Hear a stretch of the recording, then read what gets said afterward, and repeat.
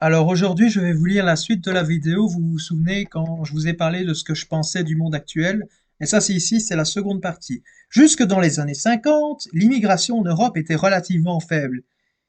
Et elle était surtout une immigration qui était dans les frontières de l'Europe, notamment avec des immigrés qui allaient par exemple de Belgique pour aller travailler dans le nord de la France. Mais cela a commencé à partir en couille lorsque certains grands industriels comme Bouygues, qui n'en ont rien à foutre des frontières, qui pourtant, qu'elles soient naturelles ou construites par l'homme, ou même fictives, car la frontière que les êtres humains tracent, pour ces élites, ils ne la voient pas. Pourtant, ces frontières, bien que changeantes durant l'histoire, témoignent d'un patrimoine génétique qu'il peut exister, par exemple.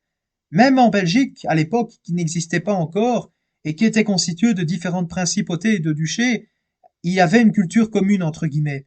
Au nord germanique et au sud latine, une religion commune, une même façon de voir le monde, notamment avec la religion. Un peuple avec la même génétique, et avec une vraie diversité de patois, qui malheureusement se perdent aujourd'hui, avec l'uniformisation de la langue.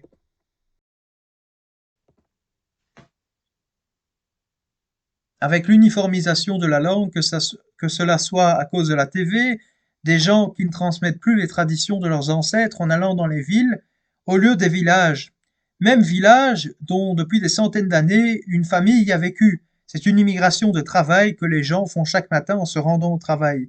Une immigration dite pendulaire, car souvent les centres-villes bourrés de vie la journée sont plongés dans une pénombre qui laisse les derniers rayons de soleil s'évaporer dans le ciel, tandis que le centre devient très silencieux étant donné qu'une assez importante partie des gens qui sont en ville y sont juste soit pour une facilité de se déplacer vers le lieu de travail, soit pour les loisirs comme les cinémas, les musées, la fête.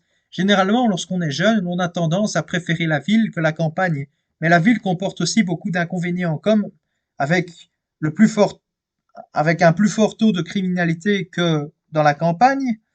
Dans certains quartiers, surtout pour les femmes, certains quartiers sont des coupes-gorge, car les femmes savent très bien qu'il ne faut pas s'habiller trop légèrement dans ces quartiers, sinon elles entendent des sifflements, des mains aux fesses, et elles subissent des harcèlements de rue qui peuvent mener malheureusement à beaucoup de cas de viol qui n'ont jamais de suite pénale, car soit la personne a la flemme de porter plainte, car elle ne sait pas, enfin elle sait que cela n'aboutira pas, ou elle a peur d'être traitée de raciste en mentionnant les agresseurs qui, contrairement à ce que l'on voit dans de nombreuses pubs, la majorité des agresseurs sont des extra-européens. En ville, il y a aussi la population, le bruit des voitures, le matin, il y a aussi les poubelles qui sont ramassées, les nuisances aussi au niveau des odeurs et les travaux et ces marteaux-piqueurs qui cassent la tête,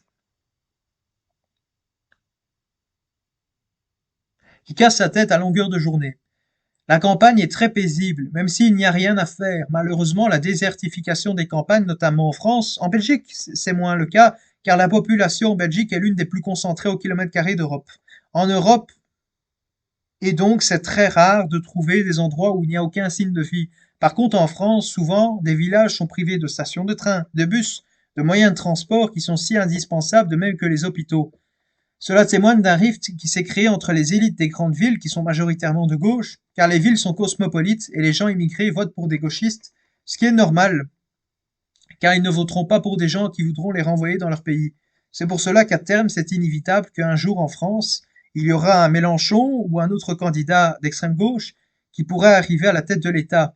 Et les gens des campagnes qui sont de droite, car ils sont en contact avec la nature et avec les traditions campagnardes. Campagnes qui seront bientôt repeuplées par Macron car les villes seraient trop surpeuplées. Ce qui est stupide, c'est qu'au lieu de mettre des Français de souche dans les campagnes, ils veulent mettre des immigrés qui n'ont aucune racine déjà, que pour un Français qui a déjà quitté sa terre, de revenir une ou deux générations après, c'est déjà compliqué. Alors imaginez des gens qui n'ont absolument aucune attache émotionnelle. Immigration qui n'était pas du tout bénéficiaire pour les immigrés comme pour les autochtones, car les immigrés, déjà que le trajet est périlleux, qui ont dû déjà parcourir et en plus qu'ils ne viennent majoritairement pas parce qu'ils sont en réelle détresse de guerre, mais c'est juste pour l'argent car l'on voit souvent des migrants avec des smartphones, donc ils ne sont pas pauvres pour avoir un smartphone. Même en Europe, il y a des gens pauvres qui, au lieu de s'acheter de quoi subsister, ils préfèrent économiser pour s'acheter un smartphone. Le monde marche sur la tête, même si le téléphone peut servir dans certaines circonstances. Mais pourquoi un smartphone quand un téléphone 3310, juste pour téléphoner, lors d'urgence, suffirait, ou même pour envoyer des messages? SMS. Immigrés qui viennent sans femme ni enfant. Ce qui est étrange, Et en plus, ils traversent des fois les villages, et étant donné que la population de ceux-ci n'a quasiment pas de travail, car souvent ce sont des pensionnés, il y a des crimes qui sont commis. La vraie immigration est celle qui vient d'Ukraine, car même s'il y a certains oligarques qui ont émigré en Europe de l'Ouest, il y a des femmes et des enfants, car ce sont des hommes qui vont à la guerre. Et dernière chose, avant que je clôture cette vidéo, ces gens qui immigrent, ces gens qui immigrent auraient pu aller dans des pays avec la même civilisation, comme cela arrive aujourd'hui avec les réfugiés syriens qui ont été en Turquie. Et celle-ci menace l'UE diplomatiquement de les envoyer en Europe si celle-ci n'accepte pas certaines de leurs exigences.